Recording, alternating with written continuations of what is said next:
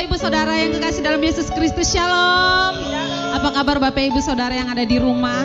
Saya percaya Bapak Ibu Saudara di rumah tetap ada dalam kasih setia Tuhan, amin.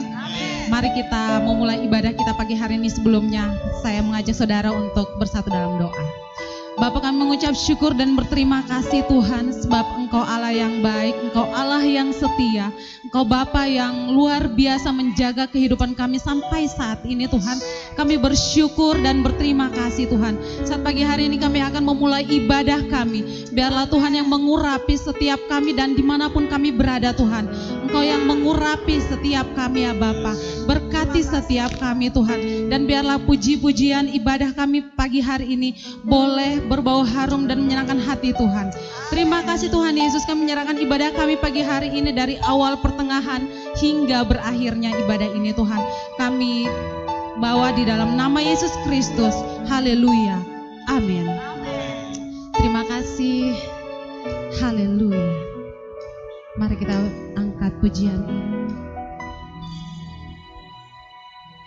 Besar setiamu Allah Bapakku, besarlah kasih-Mu, berlimpahlah, tiada kurang dan tidak berubah, sempurna dan tetap selamanya. Besar setiamu, besar setiamu, tiap pagi nampak rahmat baru. Segala yang ku perlu Kau sediakan. Besar setiamu kepadaku.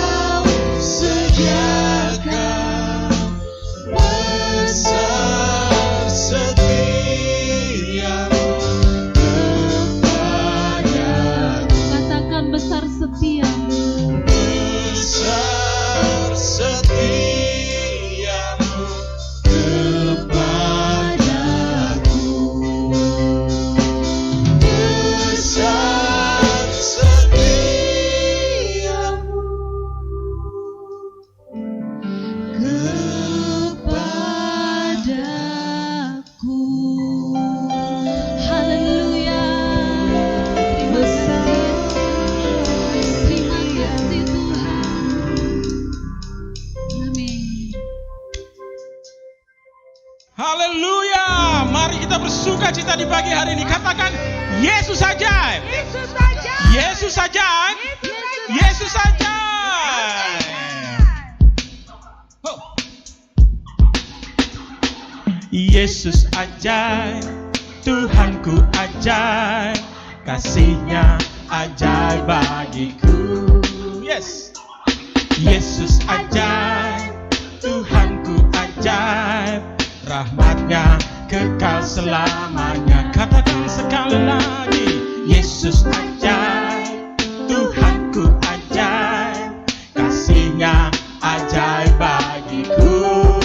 Siapa yang ajaib? Yesus ajaib, Tuhanku ajaib, rahmat-Nya tetap selamanya. tak berubah, tak berubah kasih-Nya.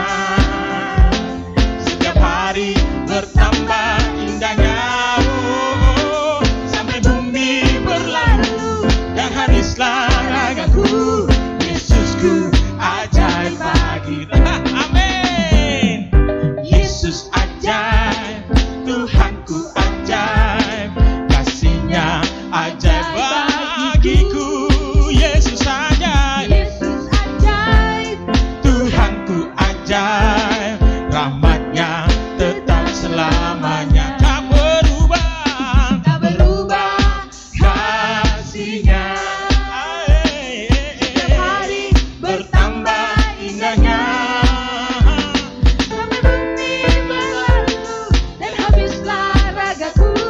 Yesusku ajaib tak bagiku. berubah, Tak berubah kasih-Nya, setiap hari bertambah indahnya. amin. Sampai bumi berlalu dan habislah ragaku. Yesusku ajaib bagiku. Yesus ajaib, Yesus ajaib. Amin. Katakan Dia berkuasa. Oh, ada mujizat sebab Yesus saja. Oh, Yesus saja. Amin. Dia berkuasa.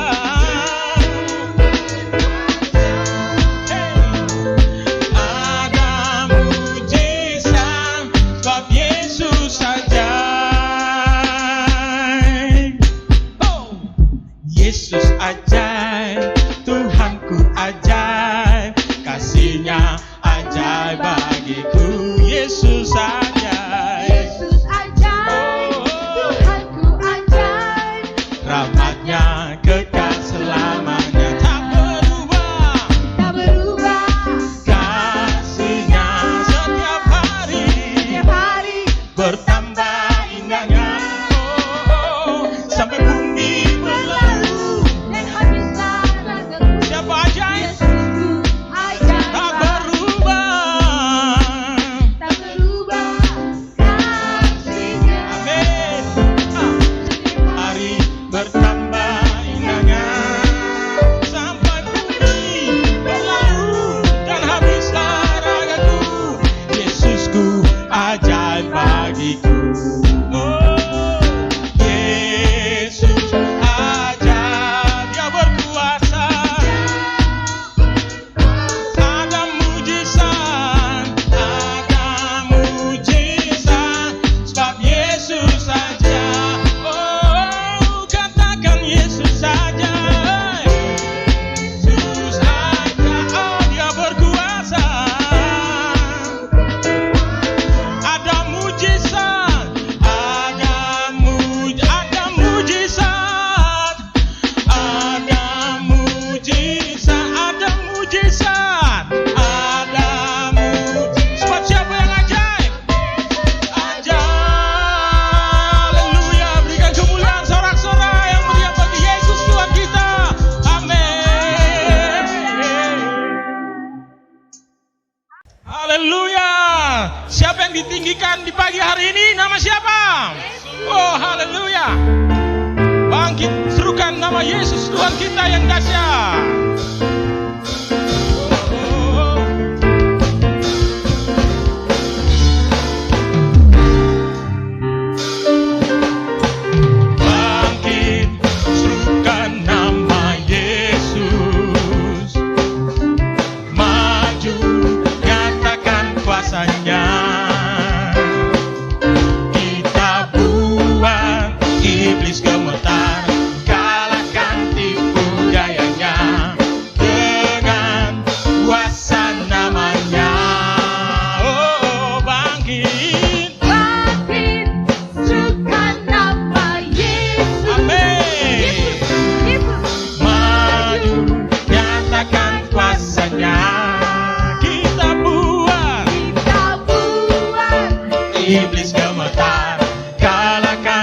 tipu dayanya, dengan kuasa namanya, nama Yesus,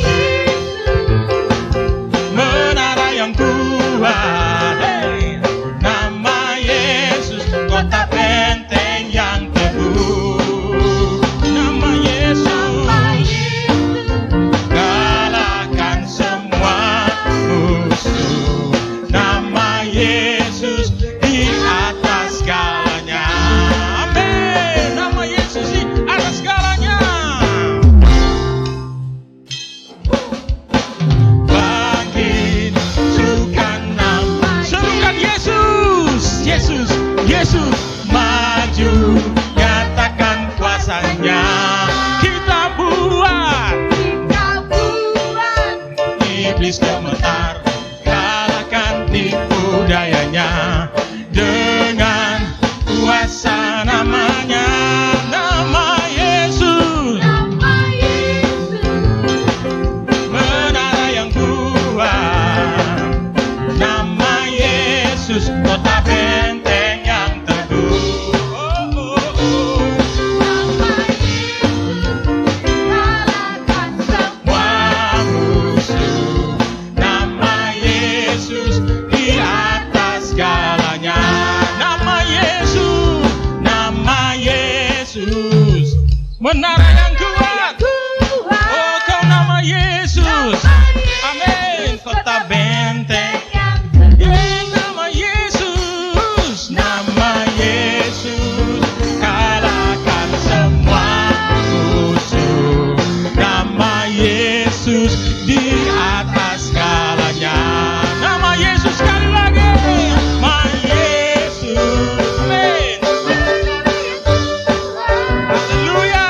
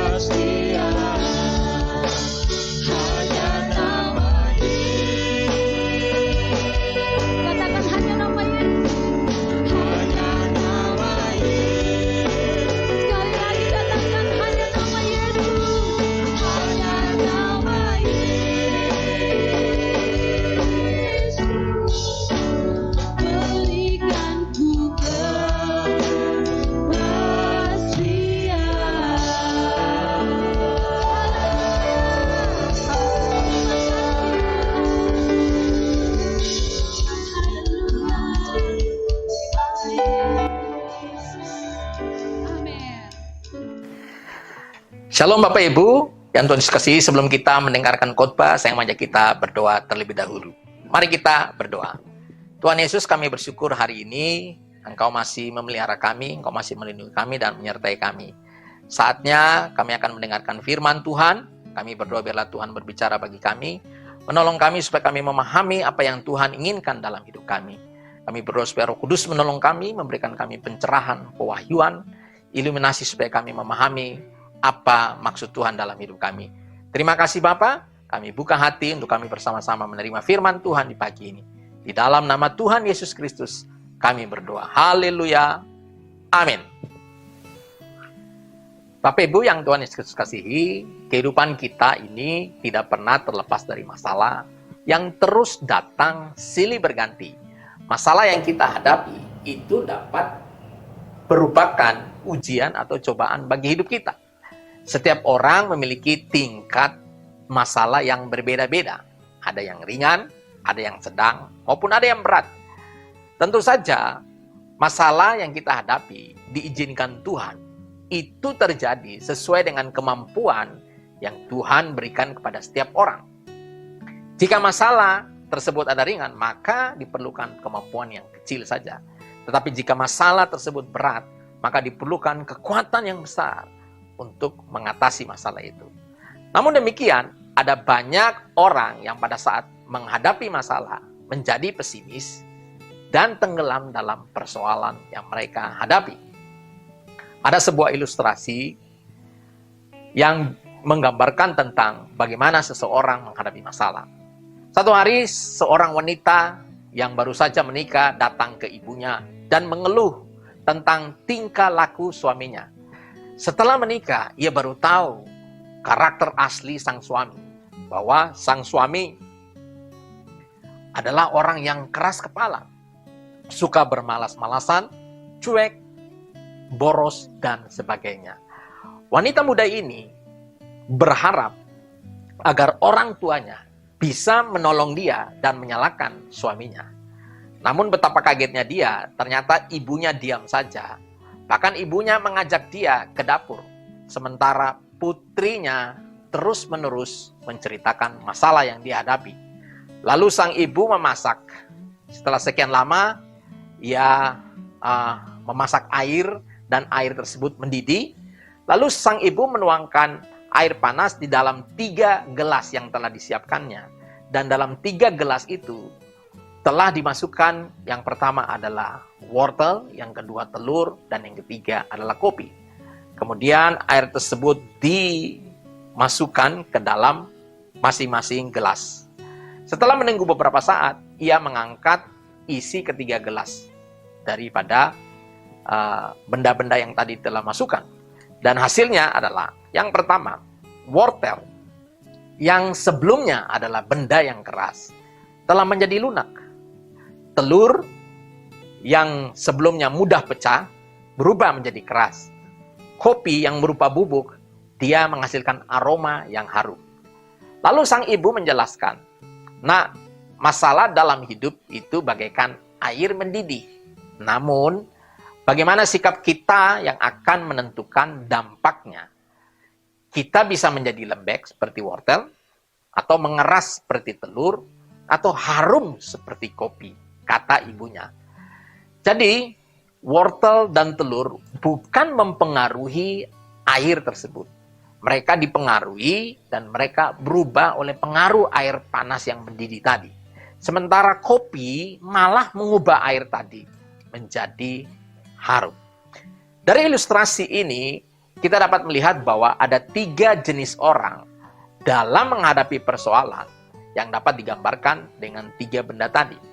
Tadi dikatakan bahwa wortel adalah benda yang keras, tetapi setelah disiram dengan air mendidih, maka berubah menjadi lunak. Ini adalah gambaran orang yang kelihatannya kuat, tetapi menjadi rapuh ketika diterpa oleh masalah. Dia menjadi lemah, dan menjadi orang yang mudah takut, khawatir, jadi orang yang pesimis, putus asa, suka mengeluh, bahkan mengasihani diri sendiri. Sedangkan telur yang sebelumnya isinya adalah sangat lunak, tetapi ketika disiram air panas yang mendidih berubah menjadi keras. Ini adalah gambaran orang yang kelihatannya lembut di luar, tetapi ketika diterpa masalah, diterpa persoalan, maka persoalan tersebut mengubah dia menjadi orang yang keras hati, penuh kebencian, kemarahan, kepahitan. Dia menjadi orang yang keras kepala, bahkan suka memberontak dan menyalahkan orang lain.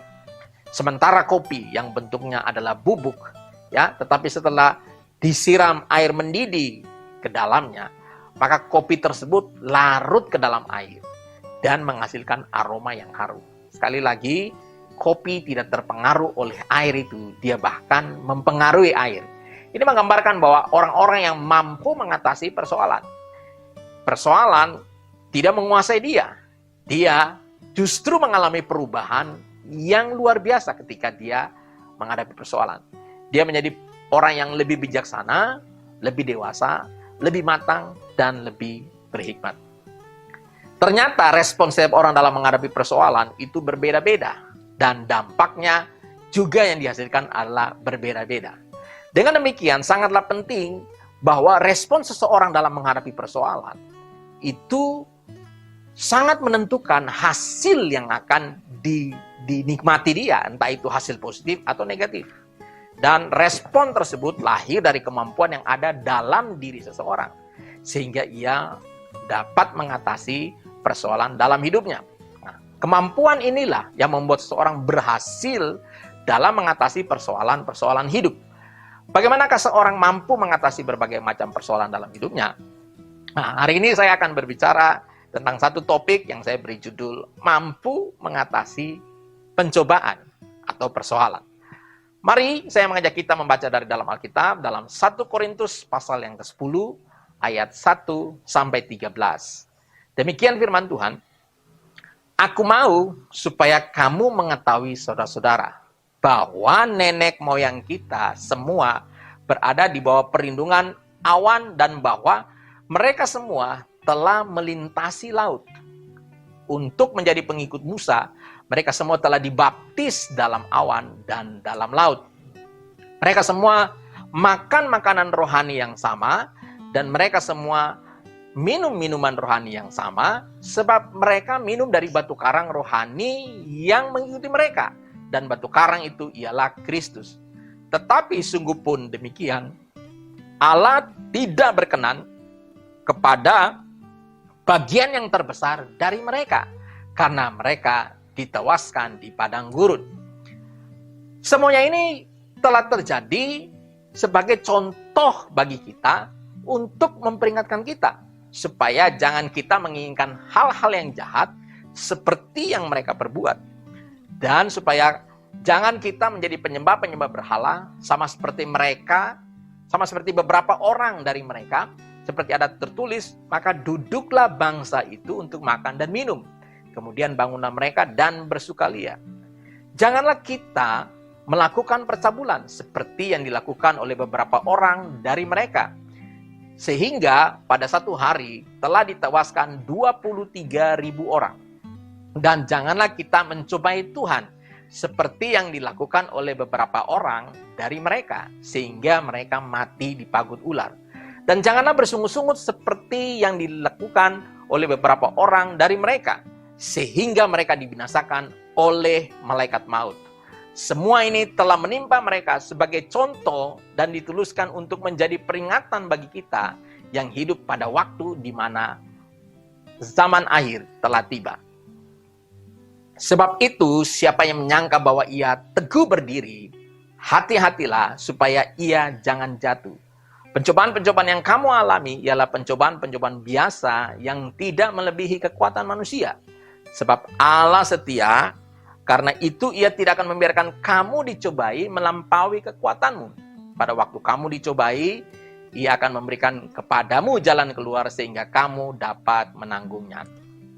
Bapak Ibu yang Tuhan Yesus kasihi, dari bacaan yang kita baca tadi, kita akan fokus pada ayat yang ke-13. Ya, itu menjadi perhatian kita. Yang berbunyi bahwa pencobaan-pencobaan yang kamu alami ialah pencobaan-pencobaan biasa yang tidak melebihi kekuatan manusia. Sebab Allah setia dan karena itu ia tidak akan membiarkan kamu dicobai melampaui kekuatanmu. Pada waktu kamu dicobai, ia akan memberikan kepadamu jalan keluar sehingga kamu dapat menanggungnya. Kita akan fokus di ayat ini. Dan tentu saja untuk memahami ayat 13 ini, kita harus memperhatikan seluruh konteks ya dari dalam kitab 1 Korintus ini, terutama dari pasal 10 ini. Nah, pertama-tama yang perlu kita lihat adalah apa arti dari pencobaan. Pencobaan adalah ujian yang bertujuan untuk mengenali atau mengetahui dasar yang terdalam yang ada dalam diri seseorang yang tidak kelihatan dari luar. Jika Anda ingin melihat kekuatan ya sebuah pohon, maka kekuatan akar sebuah pohon, maka perlu diuji oleh badai atau banjir. Itu akan kelihatan seberapa dalam dan seberapa kuat akar pohon tersebut. Nah, Tuhan mengizinkan kita juga mengalami pencobaan untuk mengetahui apa yang ada di dalam hati kita, isi hati kita, sikap hati kita itu bagaimana. Sementara itu, pencobaan juga berarti godaan atau bujukan yang mengajak manusia untuk berbuat jahat. Dan hal tersebut akan menghancurkan hidup manusia, merusak hidup manusia. Nah, pencobaan seperti ini itu berasal dari iblis dan juga dari hawa nafsu manusia. Dalam pembacaan kita ini, Rasul Paulus sedang memberikan nasihat kepada jemaat Korintus dengan mengambil contoh bangsa Israel. Ya, Israel dijadikan contoh dan peringatan bagi jemaat Korintus agar mereka tidak mengulangi kesalahan atau kegagalan yang pernah dilakukan oleh bangsa itu. Bangsa Israel dalam pimpinan Musa dibawa keluar dari tanah Mesir supaya mereka menuju tanah perjanjian. Tetapi dalam perjalanan ya dikatakan bahwa sebagian besar dari bangsa itu ditewaskan oleh Tuhan di padang gurun. Sebagian besar mereka gagal masuk tanah perjanjian. Mengapa? Sebab sikap dan respon mereka terhadap masalah-masalah yang dialami oleh mereka sepanjang perjalanan mereka di padang gurun, itulah yang membuat Tuhan membinasakan mereka. Hal ini menjadi contoh dan peringatan bagi jemaat Korintus pada waktu mereka mengalami persoalan dan pencobaan, agar mereka tidak melakukan hal yang sama yang dilakukan oleh bangsa Israel. Di sini bahkan lewat semua persoalan yang mereka hadapi, Tuhan memberikan janji bahwa persoalan yang mereka hadapi itu adalah sifatnya biasa. Dan Tuhan memberikan jaminan bahwa Dia akan memberikan jalan keluar sehingga mereka dapat mengatasi persoalan mereka. Dan hal ini pun berlaku atas kita. Ya, kegagalan bangsa Israel haruslah menjadi contoh dan peringatan bagi kita. Sehingga kita tidak mengulangi kegagalan yang dilakukan oleh bangsa Israel. Kita tidak melakukan kesalahan yang pernah mereka lakukan. Dan kita pun harus melihat persoalan yang kita hadapi. Itu bisa dihadapi. Kita bisa menang dalam semua pencobaan yang terjadi dalam hidup kita. Sebab itu, mari kita belajar hari ini bagaimanakah kita mampu mengatasi pencobaan yang terjadi dalam hidup kita. Nah, dari bacaan kita tadi, maka kita akan melihat beberapa poin yang penting yang perlu kita pelajari, sehingga ini perlu kita kenakan dalam hidup kita, yang membantu kita untuk mengatasi pencobaan-pencobaan yang terjadi dalam hidup kita.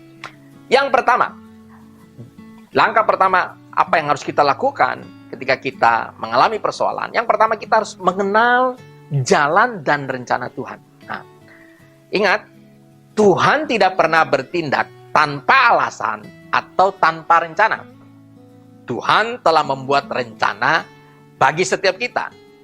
Dan rencana Tuhan itu sempurna dan melebihi rencana kita. Dan Allah selalu bertindak sesuai dengan rencana dan rancangan yang telah dibuatnya bagi setiap kita. Yesaya 55 ayat 8 dan 9 berkata, sebab rancanganku bukanlah rancanganmu, dan jalanmu bukanlah jalanku. Demikianlah firman Tuhan. Seperti tingginya langit dari bumi, demikianlah tingginya jalanku dari jalanmu, dan rancanganku dari rancanganmu. Yeremia 29 ayat 11 berkata, sebab aku ini mengetahui rancangan-rancangan apa yang ada padaku mengenai kamu. Demikianlah firman Tuhan, yaitu rancangan damai sejahtera dan bukan rancangan kecelakaan, untuk memberikan kepadamu hari depan yang penuh harapan. Bapak Ibu yang Tuhan Yesus kasihi, dari apa yang kita baca tadi, bahwa ya rencana atau rancangan Tuhan bagi kita itu adalah rancangan yang luar biasa. Dan sekali lagi saya katakan bahwa Tuhan memiliki rencana bagi setiap kita.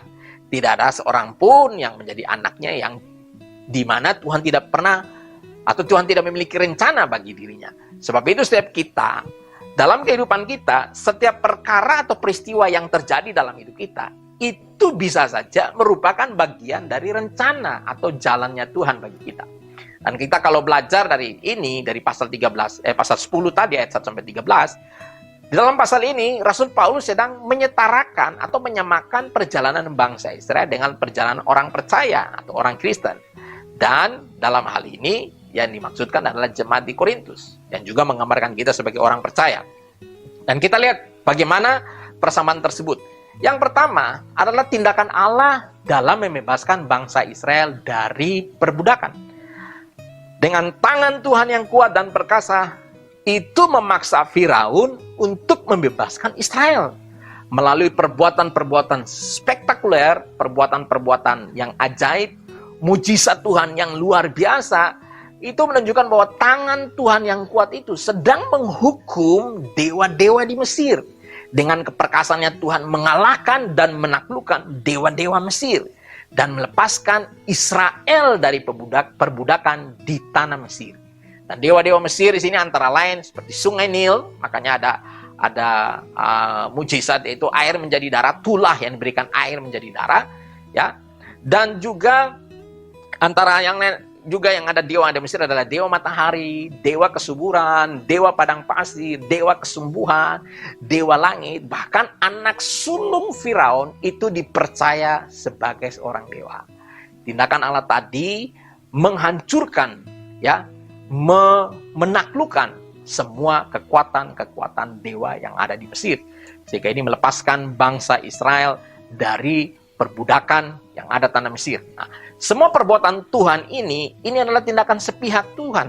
Tidak ada andil atau campur tangan seorang pun dari bangsa Israel di dalam tindakan Tuhan tersebut. Sekali lagi, ini merupakan tindakan sepihak Tuhan untuk membebaskan Israel. Nah, bagi kita orang Kristen, kematian Tuhan Yesus di kayu salib merupakan tindakan Allah yang hebat, yang menghancurkan iblis, mengalahkan iblis, dan membebaskan kita dari perbudakan dosa dan juga perbudakan iblis.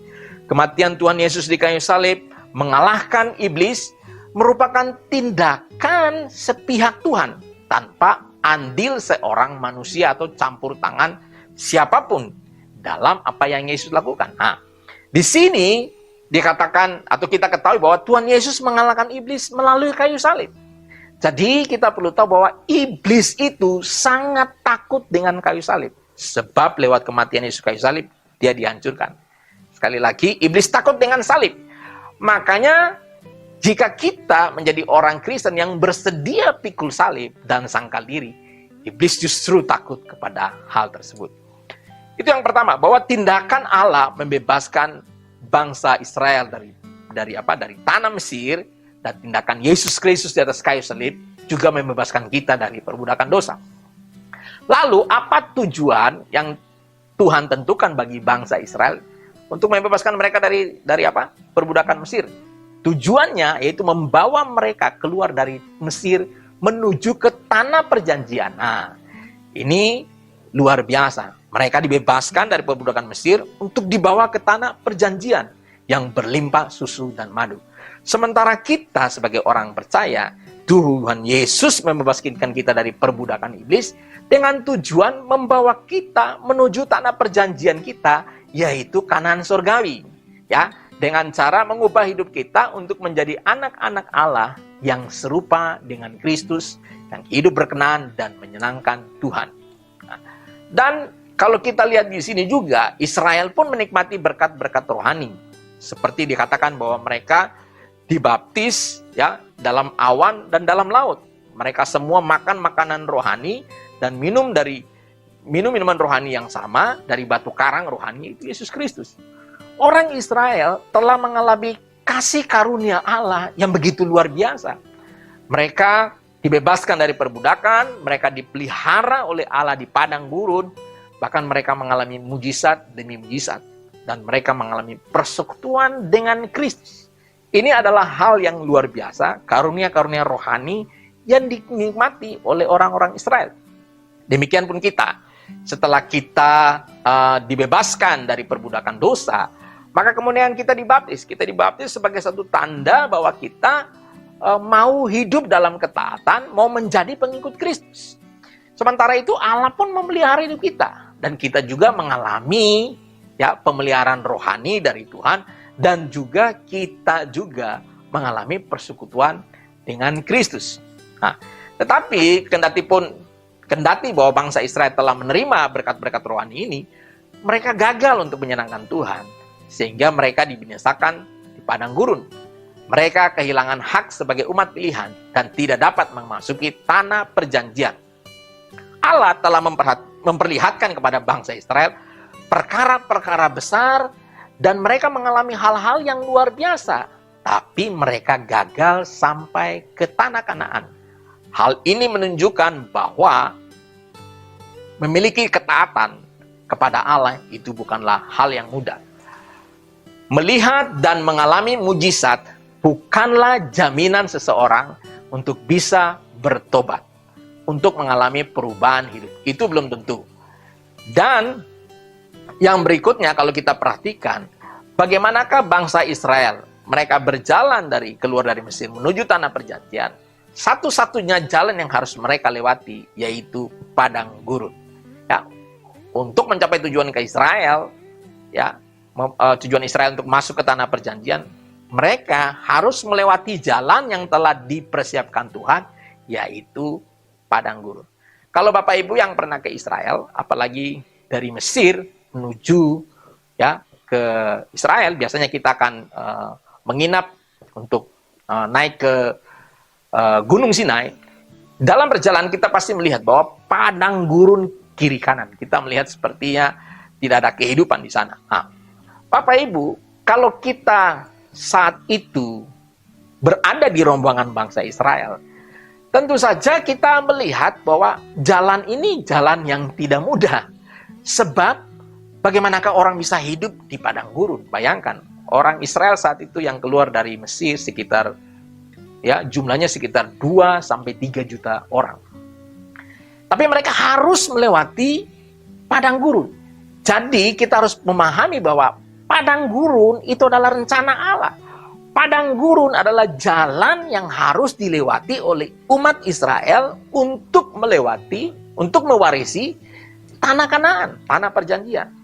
Nah, tetapi sebenarnya Tuhan bisa membawa Israel menuju langsung ke Kanaan hanya dalam beberapa minggu. Namun Tuhan tidak berbuat demikian. Tuhan membawa mereka berkeliling padang gurun selama 40 tahun. Ya, mengapa demikian? Ya, mengapa Tuhan tidak cepat-cepat membawa mereka sampai ke Kanaan? Sebab mereka pasti akan kecewa dan mereka belum siap untuk masuk atau mewarisi tanah perjanjian. Saya kasih contoh. Ketika Musa mengutus 12 pengintai dan ketika 12 pengintai itu kembali dan memberikan laporan, bayangkan ada 10 pengintai yang memberikan laporan yang mengecilkan hati bangsa itu. Hanya 2 orang yang memberikan laporan bahwa mereka bisa menduduki tanah itu. Bayangkan, kalau mereka terus langsung masuk ke tanah perjanjian, pasti mereka akan dibantai habis oleh penduduk Kanaan yang kuat. Jadi, kita perlu memahami bahwa bangsa Israel selama mereka dalam perbudakan sekitar 400 tahun, cara berpikir mereka, mental mereka, kebiasaan mereka, dan karakter mereka adalah seorang budak. Ya, adalah budak. Makanya untuk mengubah mereka menjadi umat Allah, itu merupakan hal yang membutuhkan proses. Ya, hal yang tidak mudah, tetapi membutuhkan proses untuk mereka berubah. Mereka belum siap menghadapi bangsa Kanaan yang kuat. Mereka belum bisa menjadi bangsa yang mandiri dan juga bisa membangun dan mengatur diri sendiri sebagai sebuah bangsa. Karena itu mereka harus melalui jalan yang namanya padang gurun. Ya. Di dalam Ulangan 8 ayat 2 dan 3 berkata demikian, ingatlah kepada seluruh perjalanan yang kau lakukan atas kehendak Tuhan Allahmu di padang gurun. Sebab 40 tahun ini, selama 40 tahun ini, dengan maksud merendahkan hatimu dan mencobai engkau untuk mengetahui apa yang ada dalam hatimu. Yakni apakah engkau berpegang kepada perintahnya atau tidak. Jadi untuk merendahkan hatimu, membiarkan engkau lapar dan memberi engkau makan mana yang tidak kau kenal, yang juga tidak dikenal oleh nenek moyangmu, untuk membuat engkau mengerti bahwa manusia hidup bukan dari roti saja, tetapi manusia hidup dari segala yang diucapkan Allah. Jadi, selama 40 tahun Tuhan mengizinkan bangsa Israel ini melalui tanah perjanjian, melalui padang gurun adalah untuk mempersiapkan diri mereka, hati mereka, pribadi mereka, untuk mereka siap menduduki atau mewarisi tanah Kanaan. Jadi Bapak Ibu bayangkan, untuk mereka mewarisi tanah perjanjian, mereka harus melewati jalan yang namanya jalan padang gurun. Jadi itu rencana Tuhan, itu jalan yang disediakan Tuhan bagi bangsa Israel. Kalau mereka tidak melewati padang gurun selama 40 tahun di bawah Tuhan, mereka tidak mungkin menjadi bangsa yang siap untuk mewarisi tanah perjanjian. Dan sedih sekali bahwa sebagian besar dari mereka itu tidak berkenan kepada Allah dan mereka dibinasakan Tuhan di padang gurun. Mereka tidak memahami bahwa padang gurun ini adalah rencana Tuhan. Padang gurun ini adalah jalan yang harus mereka jalani sebelum mereka sampai ke Kanaan. Jadi jangan kita berpikir bahwa jalan yang disediakan Tuhan untuk ketika kita mengikuti adalah jalan tol, jalan mulus, jalan yang tidak ada tantangan, tidak ada bahaya. Jangan berpikir demikian. Justru jalan padang gurun, kesusahan, penderitaan adalah jalan yang dipakai Tuhan untuk kita lewati. Sebab disitulah kita dipersiapkan. Contoh yang lain, Yusuf. Kita tahu Yusuf pada akhirnya menjadi seorang perdana menteri di Mesir, menjadi seorang penguasa. Dialah yang menjadi seorang penyelamat bagi keluarga Israel. Bahkan bukan hanya bagi keluarga Israel, tetapi bagi Mesir dan juga bangsa-bangsa yang lain sekitarnya. Ia dipakai Tuhan untuk memelihara kelangsungan hidup keturunan Yakub. Sebab kenapa? Penting sekali keturunan ini harus dipelihara. Sebab dari keturunan Yakub itulah akan lahir Mesias, Yesus Kristus. Tetapi Yusuf sebelum menjadi Perdana Menteri, dia harus melewati yang namanya jalan-jalan Tuhan dan rencana Tuhan dalam hidupnya. Ya, yaitu jalannya apa?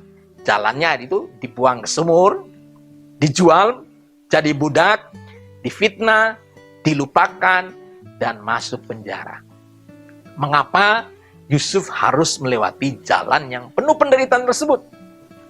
Sebab Yusuf adalah anak manja. Yusuf sangat disayangi oleh papanya Yakub. Yakub memperlakukan Yusuf secara istimewa melebihi saudara-saudaranya. Makanya Yusuf dibuatkan jubah indah yang berwarna-warni. Dan hal ini menimbulkan kecemburuan bagi saudara-saudaranya.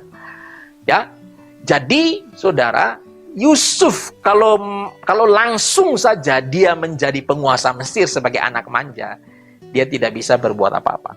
Sebab itu Yusuf perlu dipersiapkan oleh Tuhan.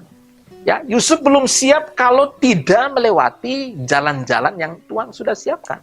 Makanya jalan-jalan yang harus Yusuf lewati untuk menjadi Perdana Menteri di Mesir adalah namanya dibuang ke sumur, dijual, menjadi budak, difitnah, masuk penjara, dan akhirnya dia menjadi pemimpin di Mesir. Jadi saudara, kita dari kisah Yusuf ini kita bisa melihat bahwa memang tidak mudah. Jangan kita berpikir bahwa jalan-jalan Tuhan bagi kita adalah semuanya harus mulus, semuanya harus lancar. Tidak demikian. Contoh yang lain adalah Daud.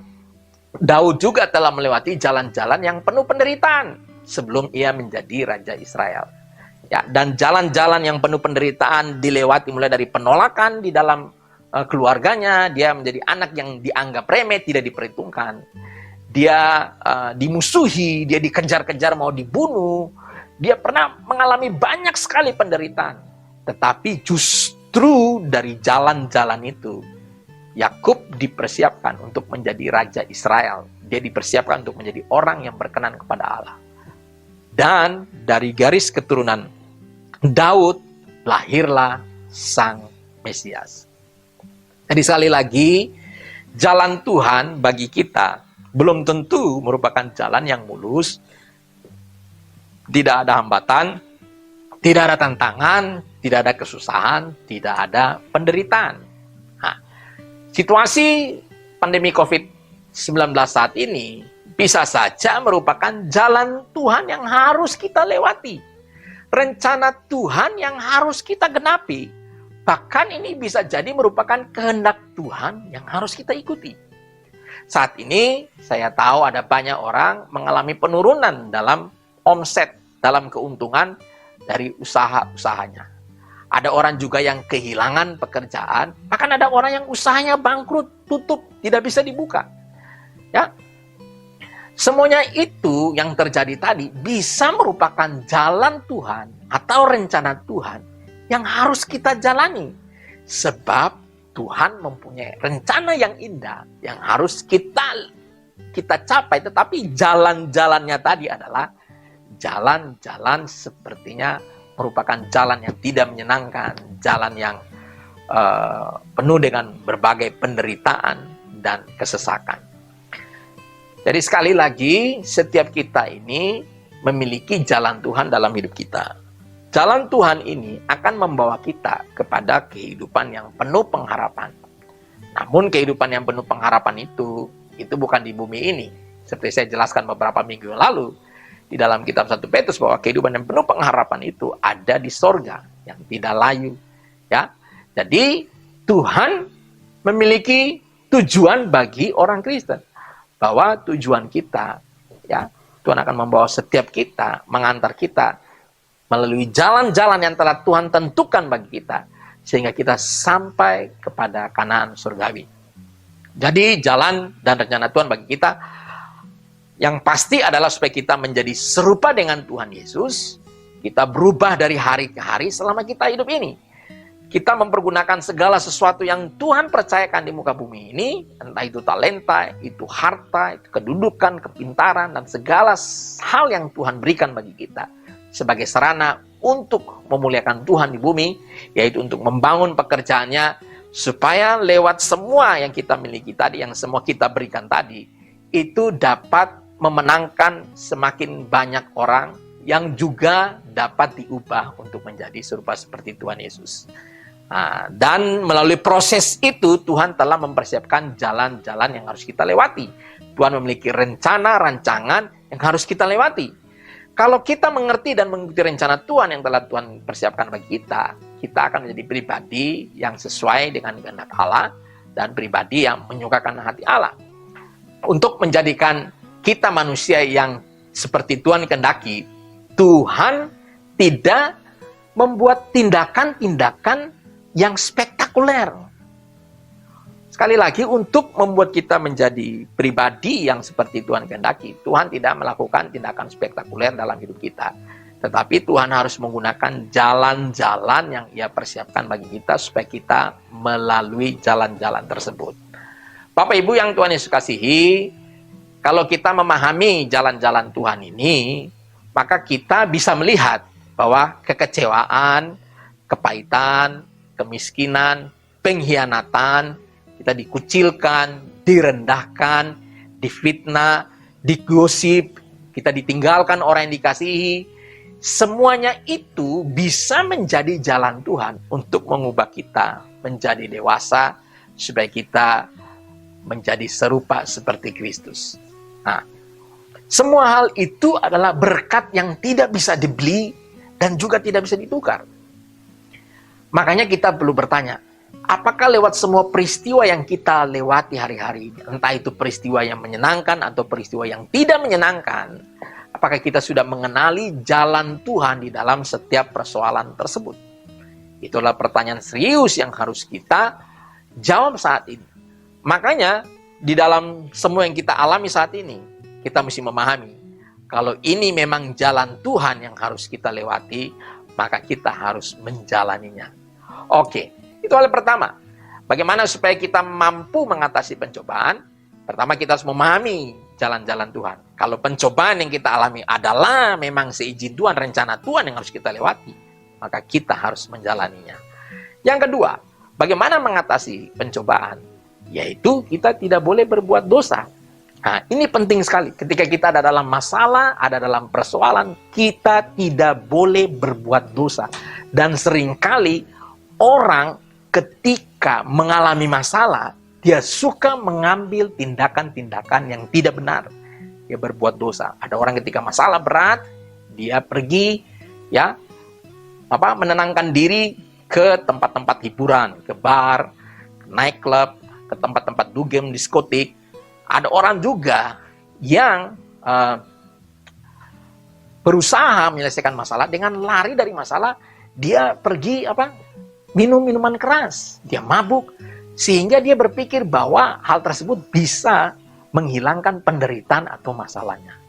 Ternyata saudara, itu adalah jalan yang salah, itu adalah langkah yang salah. Justru ketika dia berbuat dosa, itu membuat dia semakin jauh dari rencana Tuhan. Dia justru tidak bisa mengatasi persoalan yang sedang dihadapinya. Dan kita perlu ketahui, selama kita hidup di dunia ini, kita hidup dalam lingkungan yang berpotensi untuk mencobai kita agar kita berbuat dosa. Ketika kita perhatikan situasi-situasi di sekitar kita, maka kita akan melihat bahwa ada banyak hal yang begitu menggoda kita supaya kita berbuat dosa. Dan seringkali ketika seseorang digoda, dia selalu berpikir untuk mengambil jalan pintas untuk mengatasi masalahnya. Sehingga dia akhirnya kompromi dengan dosa. Nah, sekali lagi, bahwa ada banyak orang yang terperangkap dalam godaan, sehingga mereka tidak terlepas dari cobaan-cobaan yang mereka sedang hadapi. Ada orang demi mengejar kekuasaan, jabatan, harta, maka tidak sedikit orang percaya juga yang rela menyangkal Kristus, melepaskan imannya hanya untuk mencapai hal-hal tadi. Karena tergoda. Banyak orang ketika terjepit masalah ekonomi, dia bisa saja jual Yesus. Atau dia bisa saja melakukan hal-hal yang berdosa, mencuri, korupsi, dan lain. Ini adalah jalan yang salah. Hal-hal yang salah yang kita lakukan ketika kita ada dalam pencobaan. Ketika kita ada dalam masalah, kita tidak boleh berbuat dosa. Begitu juga saat ada tekanan, kekhawatiran, kepahitan, dan persoalan hidup, kita juga tidak boleh mengandalkan kekuatan kita sendiri. Tapi kita harus bergantung kepada Tuhan. Nah, karena itu yang harus kita usahakan ketika kita ada dalam masalah. Jangan sekali-kali berbuat dosa. Saya tahu ini tidak mudah. Ketika orang terjepit, dia butuh uang, dan dia berpikir bagaimana cara dia menghasilkan uang. Dan kalau dia tidak berserah dan bergantung pada Tuhan, dia bisa melakukan hal-hal yang tidak berkenan pada Tuhan. Dia bisa mencuri, bisa korupsi, dia bisa memeras orang, dan sebagainya. Dan ini justru membuat dia tidak berkenan pada Tuhan, dan itu akan membatalkan rencana Allah di dalam hidupnya. Dan kita tahu, karena Israel berbuat dosa, sebagian besar dari mereka tidak berkenan di hadapan Allah, dan mereka ditewaskan Tuhan di padang gurun.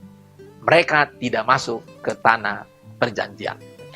Mari kita perhatikan dosa-dosa apa saja yang harus kita hindari ketika kita mengalami persoalan, mengalami pencobaan. Yang pertama, di dalam ayat 6 berkata, bangsa itu mereka menginginkan hal-hal yang jahat. Nah, saudara, kalau kita belajar dari peristiwa di bangsa Israel ini, hal ini terjadi yaitu ketika mereka menuntut Tuhan. Tuhan sudah memberikan mereka mana, lalu mereka menuntut Tuhan untuk memberikan mereka makan daging. Lalu Tuhan mengirimkan burung puyuh. Bayangkan, karena begitu rakus mereka, begitu serakah mereka, mereka melakukan hal yang membuat Tuhan itu marah. Ya, sebab mereka begitu rakus, ya begitu serakah ketika burung puyuh daging itu disediakan bagi mereka. Mereka selalu mengingat hal-hal yang mereka nikmati di Mesir. Mereka tidak mempercayakan diri kepada jalan-jalan Tuhan yang sedang Tuhan kerjakan dalam hidup mereka. Nah, dari hal ini, ya, bangsa Israel melakukan hal-hal jahat. Artinya mereka tidak menghargai pemberian Tuhan, ya, dan mereka menginginkan hal-hal yang lain demi memuaskan keinginan mereka sendiri. Bayangkan, Tuhan sudah memberikan mana. Mereka menghina mana yang diberikan oleh Tuhan. Dan sekali lagi mereka menuntut daging, ya, seperti yang mereka nikmati di tanah Mesir. Jadi di sini, saudara, mereka menginginkan hal-hal jahat, yaitu mereka ingin mempunyai keinginan untuk memuaskan hawa nafsu mereka. Dan hawa nafsu adalah keinginan untuk memuaskan diri sendiri, ya, sekalipun harus mengorbankan orang lain. Dan dalam kisah bangsa Israel ini, mereka begitu penuh dengan hawa nafsu, mereka ingin makan daging sampai Tuhan pun mereka paksa, ya, mereka merendahkan pemberian Tuhan. Nah, orang yang penuh dengan hawa nafsu, ya, mereka selalu menuntut lebih dari apa yang Tuhan berikan bagi mereka. Orang yang menginginkan hal jahat ini, mereka menuntut dan memaksa Tuhan agar mengikuti segala keinginan mereka. Nah, hal ini sama dengan keserakan, di mana orang tidak pernah puas dengan apa yang dia sudah miliki. Dia selalu menginginkan hal yang lebih banyak lagi. Dan kita perlu tahu bahwa orang serakah ini seringkali menghalalkan segala cara untuk mencapai keuntungan pribadi. Dia lakukan berbagai macam hal, bahkan hal-hal yang tidak benar, demi memuaskan hawa nafsunya, demi keuntungan dirinya sendiri.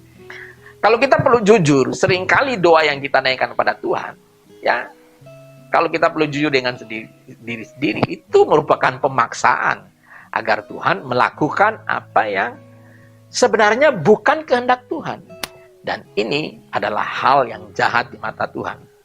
Contoh, misalnya dalam hal jodoh, ada orang-orang memaksa Tuhan agar Tuhan merestui, ya, setuju dengan jodoh yang dipilihnya. Padahal jelas-jelas orang tersebut adalah tidak takut akan Tuhan. Apalagi kalau beda agama, tentu saja ini adalah bukan dari Tuhan. Contoh yang lain ketika di dalam keluarga, ya, masalah yang kita hadapi dalam keluarga. Seringkali suami dapat mengorbankan istri dan anak-anak demi memuaskan keinginan sendiri. Misalnya, ada suami yang suka minum minuman keras. Uang yang digunakan seharusnya untuk memenuhi kebutuhan keluarga, dia, ya, rela mengorbankan, ya, keluarganya hanya untuk membeli miras. Padahal uang tersebut bisa beli makanan, bahan pokok bagi mereka, kebutuhan mereka, tetapi dia rela untuk menikmati hawa nafsunya, tetapi mengorbankan keluarganya. Sementara itu ada orang-orang lain yang terikat dengan judi, ya, karena dia suka berjudi. Judi ini membuat dia menggadaikan mempertaruhkan barang-barang yang berharga. Bahkan ada orang mempertaruhkan rumah, mobil, dan berbagai macam hal yang lain, sehingga dia yang tadinya punya kekayaan yang banyak habis gara-gara judi. Bahkan meninggalkan hutang, dan hutang ini harus dibayar oleh anak-anaknya. Ini adalah sesuatu yang kita lihat bahwa orang-orang seperti ini adalah orang-orang yang menginginkan hal jahat. Sementara itu ada suami-suami yang berselingkuh. Ketika suami berselingkuh, ini dia mengorbankan istri dan anak-anaknya. Apalagi bercerai. Ingat, perceraian selalu menimbulkan korban, dan korbannya itu adalah anak-anak. Tetapi bukan hanya suami yang dapat mengorbankan keluarganya, tetapi istri juga dapat mengorbankan suami dan anak-anaknya demi memuaskan keinginan diri sendiri.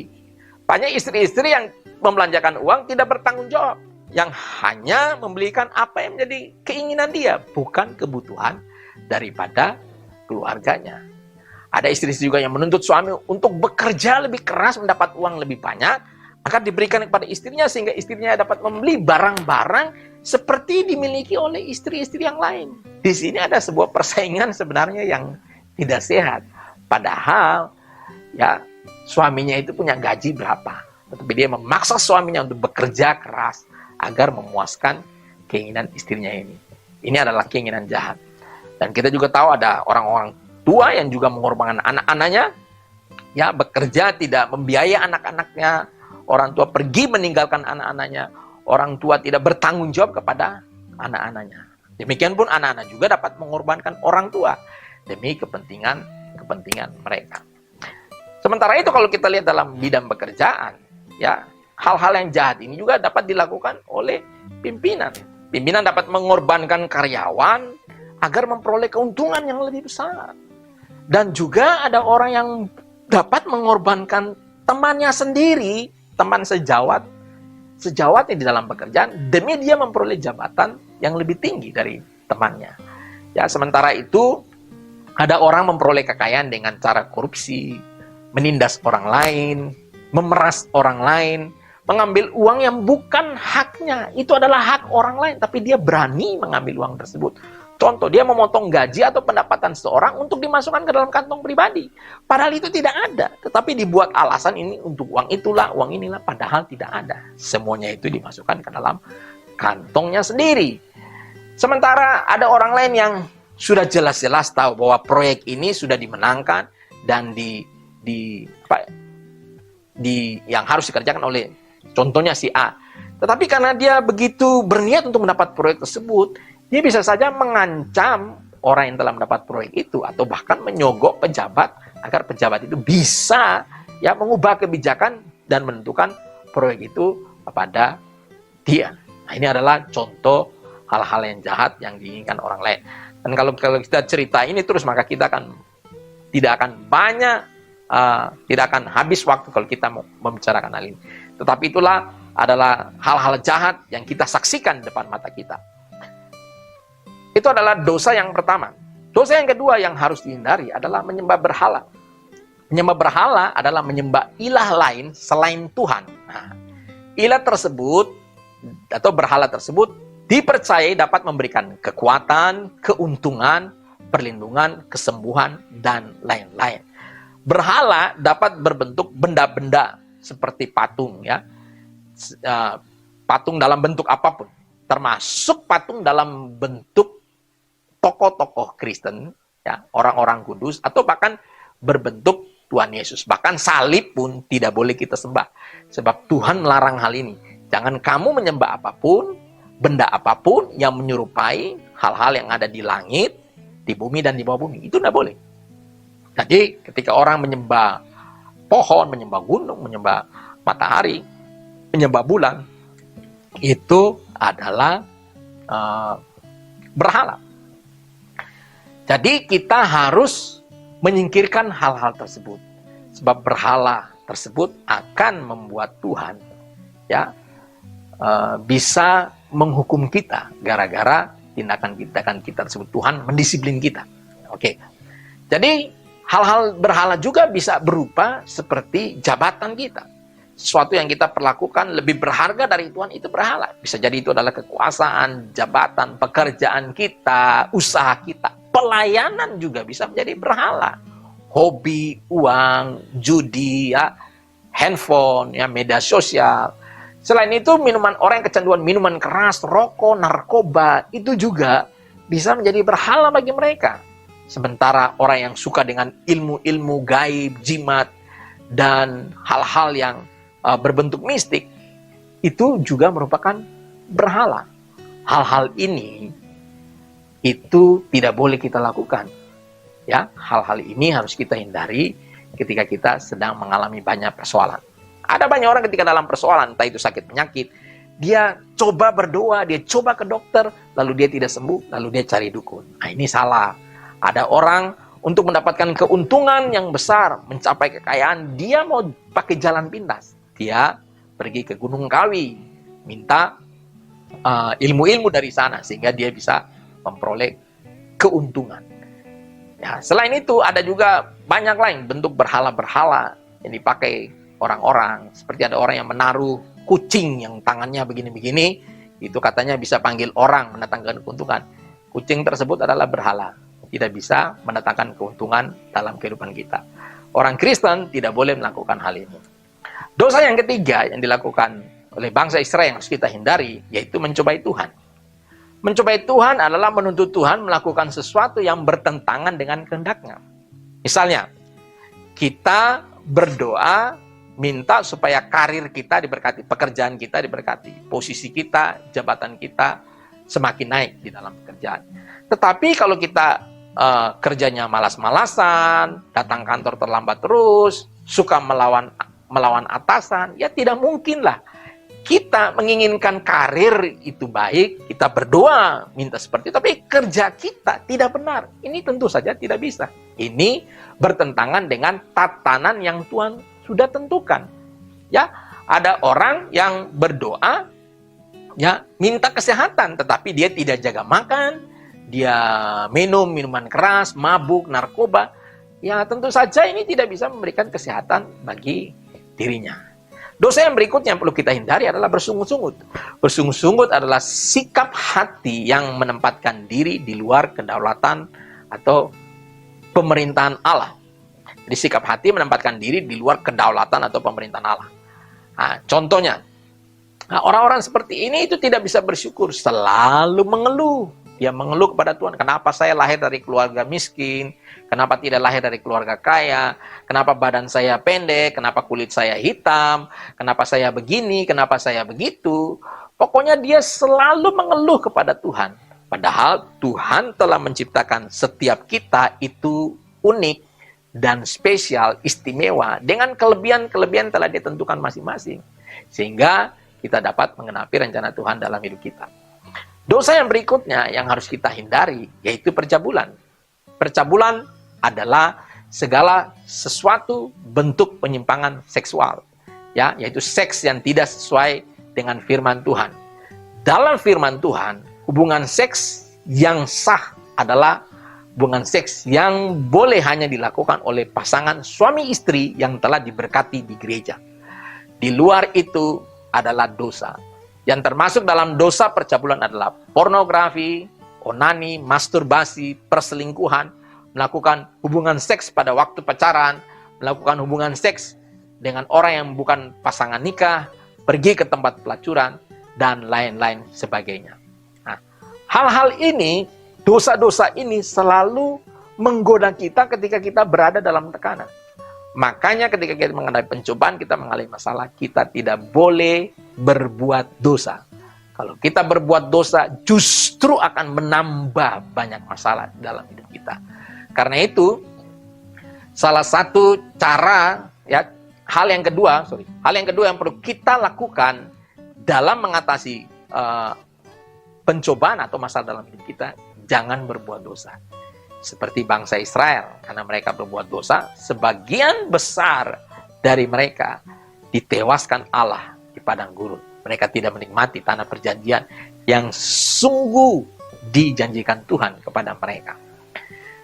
Hal yang ketiga bagaimanakah kita mampu mengatasi pencobaan? Yaitu memahami sifat pencobaan.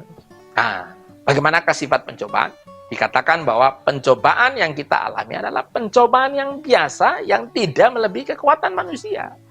Jadi ternyata pencobaan itu adalah biasa. Itu adalah hal yang umum, hal yang dialami oleh semua manusia. Masalah itu wajar. Itu bukan hal yang aneh. Semua orang pasti mengalami pencobaan. Semua orang punya masalah.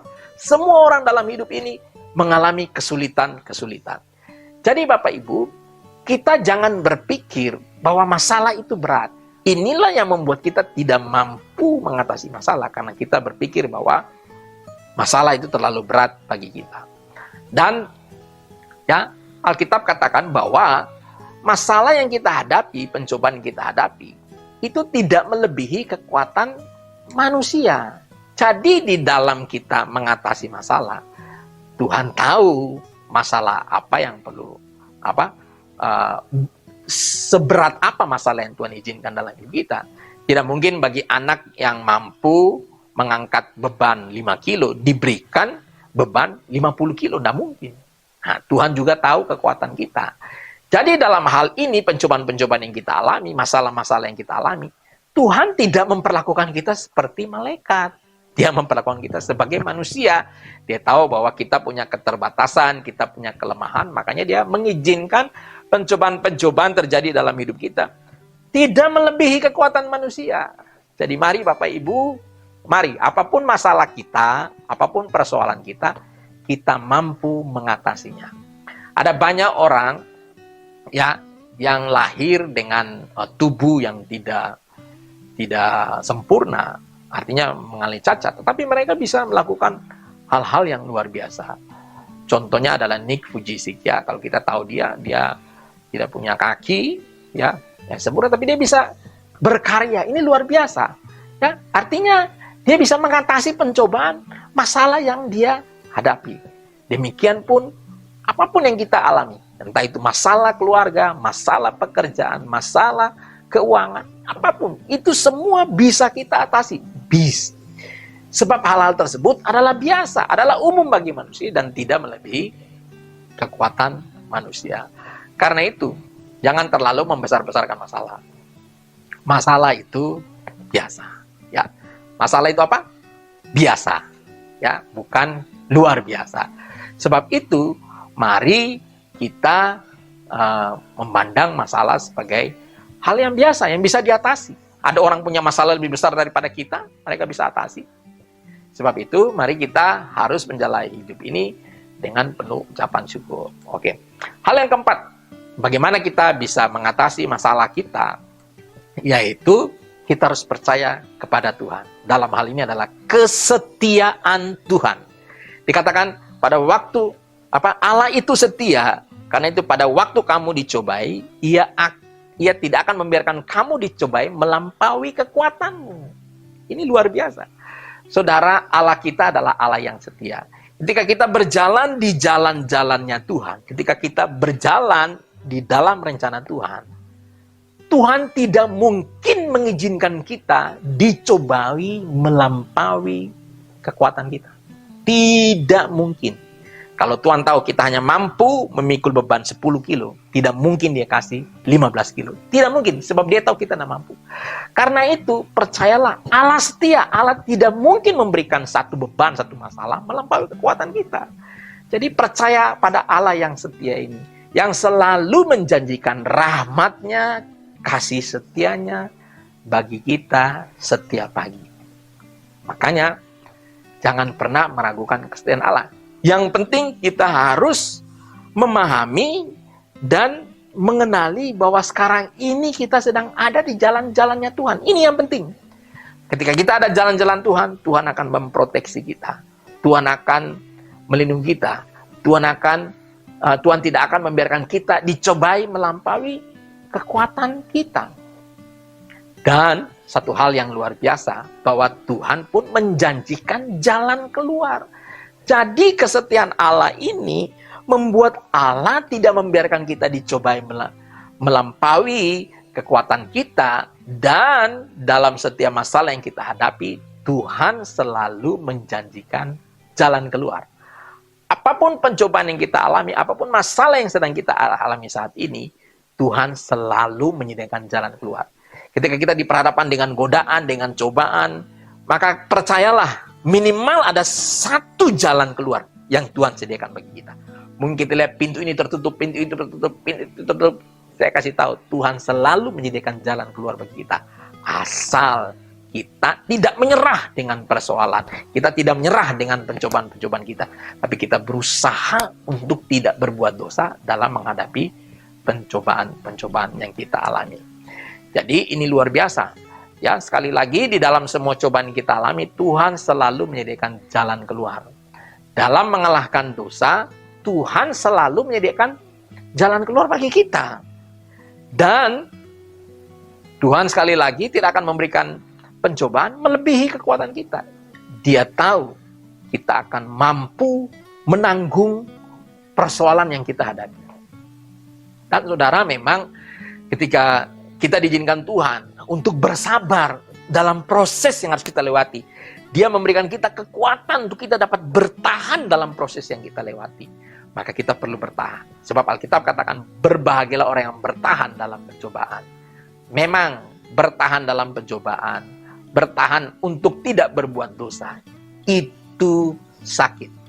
Tetapi kita harus tahu bahwa rasa sakit yang ditimbulkan akibat dosa yang kita lakukan jauh lebih besar daripada rasa sakit karena kita bertahan untuk tidak melakukan dosa.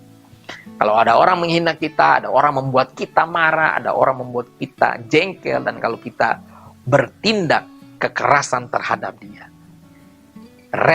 akibat dari kita pukul orang tersebut itu lebih besar penderitanya daripada kita menahan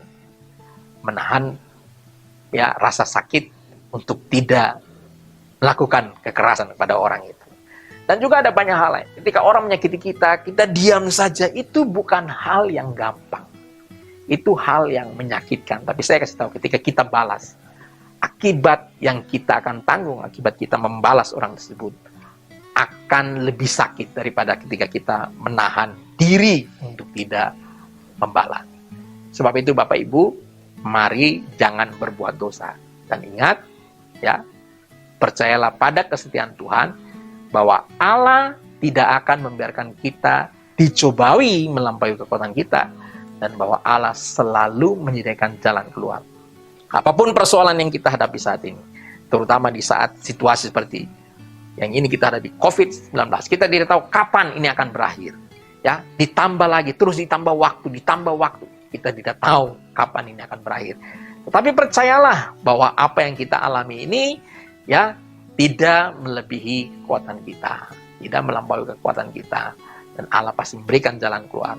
Bagi Bapak Ibu yang dalam usaha yang saat ini mengalami penurunan omset, percayalah Tuhan pasti menolong Anda. Pada Bapak Ibu juga yang ada di rumah, yang tidak bisa berusaha, tidak bikin apa-apa, tidak bisa memperoleh penghasilan, pendapatan, percayalah bahwa ketika kita ada di jalan-jalannya Tuhan, maka Tuhan akan memberkati kita semua. Dia tidak akan membiarkan kita dicobai melampaui kekuatan kita. Karena itu Bapak Ibu yang Tuhan kasihi, bagaimanakah kita mengatasi pencobaan ini? Ada 4 hal. Yang pertama, kenalilah jalan-jalan Tuhan. Yang kedua, jangan berbuat dosa. Yang ketiga, kita mesti memahami bahwa pencobaan yang kita alami adalah biasa. Yang keempat adalah percayalah pada kesetiaan Allah. Bahwa Allah adalah setia. Dia pasti menolong kita, Dia pasti memberikan kita jalan keluar ketika kita menghadapi pencobaan. Tuhan Yesus berkati. Mari kita berdoa. Sebelumnya saya akan mengajak Bapak Ibu yang saat ini sedang berada dalam pergumulan berat, ya, dalam saat-saat mengalami situasi yang Bapak Ibu tidak pahami, kenapa saya harus melewati situasi seperti ini. Kenapa saya harus mengalami pencobaan yang berat ini, masalah yang berat ini. Mari berdoalah, minta kekuatan dari Tuhan, dan biarlah Tuhan membukakan pikiran kita, mata hati kita, mata rohani kita, sehingga kita bisa melihat jalan-jalan yang sedang Tuhan bentuk di dalam hidup kita. Bagi Bapak Ibu yang mau didoakan, silakan taruh tangan kanan di dada kita dan kita berdoa. Tuhan Yesus, kami serahkan hidup kami ke dalam tangan Tuhan. Hari ini kami mau bersyukur untuk segala sesuatu yang Tuhan izinkan terjadi dalam hidup kami. Sebab kami percaya bahwa rencana Tuhan itu baik bagi kami. Rencana Tuhan itu adalah rencana yang sempurna bagi kami.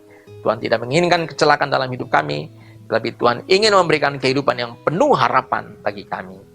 Biarlah saat ini Tuhan membukakan mata hati kami supaya kami bisa melihat jalan-jalan Tuhan dalam hidup kami. Ampuni dosa-dosa yang kami lakukan. Kami telah bersungut-sungut, kami telah mengeluh, kami telah marah, kami telah menyalahkan orang lain, bahkan kami telah melakukan dosa-dosa yang tidak Tuhan kehendaki. Ampuni kami Tuhan. Sekarang kami berbalik kepadamu. Kami berdoa biarlah Tuhan memberikan kekuatan bagi kami, sehingga kami bisa menanggung semua persoalan kami. Di dalam nama Tuhan Yesus, kami berdoa Tuhan memberkati seluruh jemaat-Mu dimanapun mereka berada, dan Tuhan menguatkan mereka, sehingga kami semua akan bisa melewati situasi COVID-19 ini. Terima kasih Tuhan Yesus. Kami juga saat ini bersatu hati berdoa menyerahkan pemerintah kami.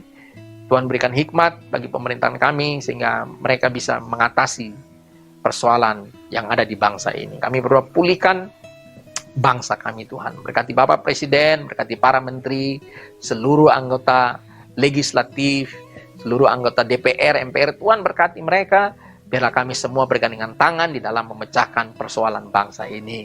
Kami juga berdoa, mari Tuhan berkati pimpinan-pimpinan yang ada di daerah, gubernur, wali kota, bupati, bahkan sampai tingkat terendah RT RW.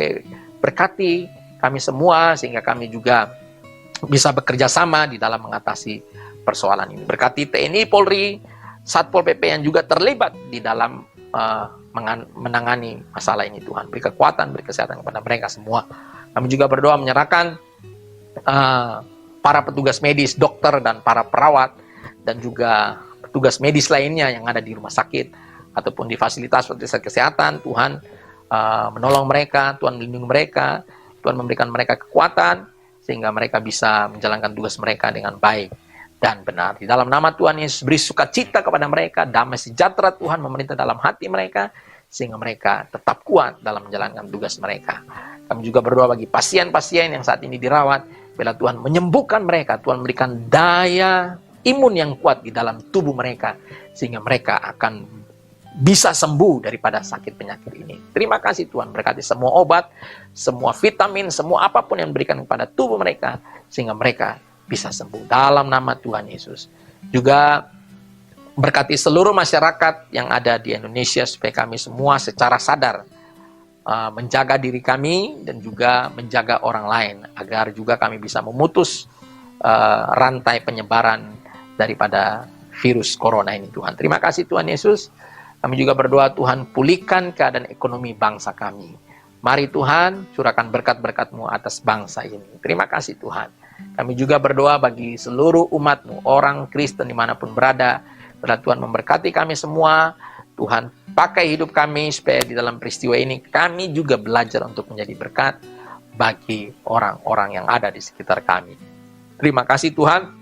Berkati juga semua pelayanan gereja, ibadah online yang dilaksanakan di mana-mana. Tuhan berkati supaya lewat ibadah ini lebih banyak menyangkau jiwa dan lewatnya Tuhan dimuliakan. Dan ada banyak jiwa yang akan dimenangkan untuk Tuhan. Terima kasih Bapa. Kami berdoa bagi kota kami, kota Jayapura. Biarlah Tuhan memulihkan kota kami. Berkati Bapak Wali Kota, Bapak Gubernur, berkati Bapak Bupati. Semuanya Tuhan berkati. Sehingga sehingga kota kami, negeri kami, tanah kami ini segera dipulihkan oleh Tuhan. Terima kasih Tuhan.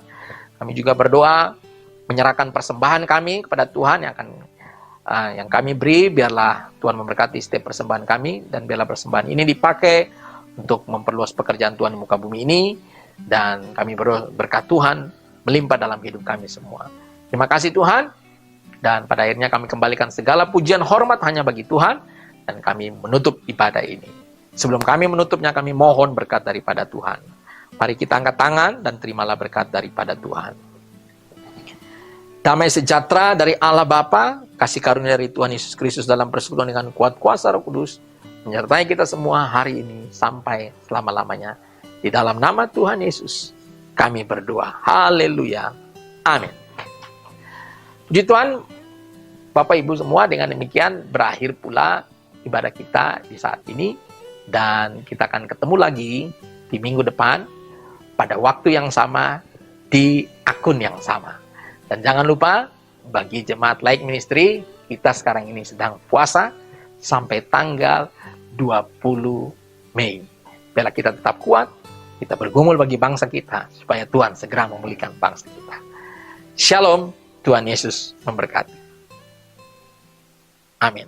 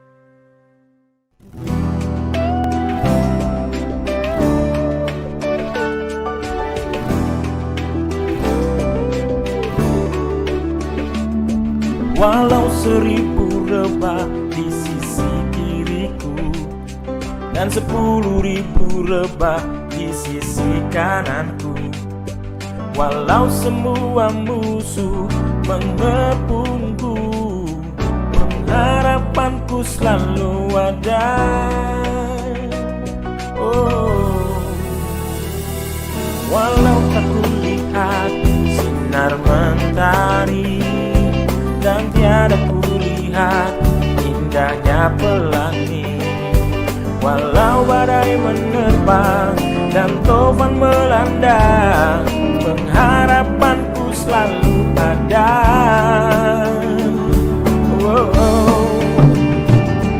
Kulayangkan mataku ke gunung-gunung, dari manakah datangnya pertolongan? Pertolonganku ialah dari Tuhan yang menjadikan langit dan bumi.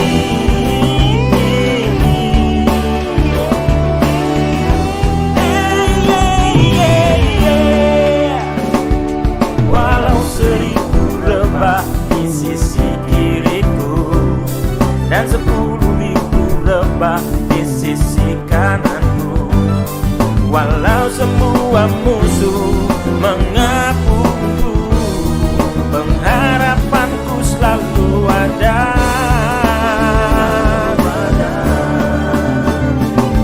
Kulayangkan mataku ke gunung-gunung, dari manakah datangnya pertolongan? Pertolonganku ialah dari Tuhan yang menjadikan langit dan bumi.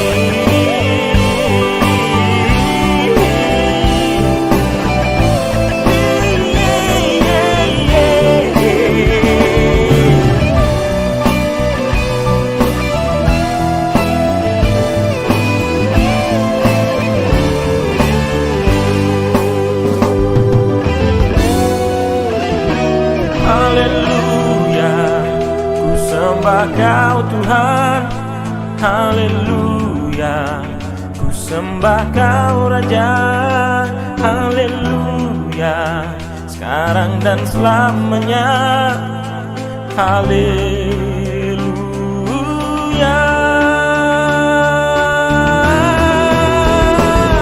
Kulayangkan mataku ke gunung-gunung, dari manakah datangnya pertolongan?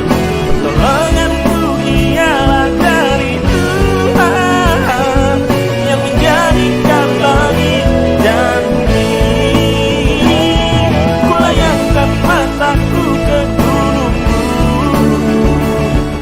dari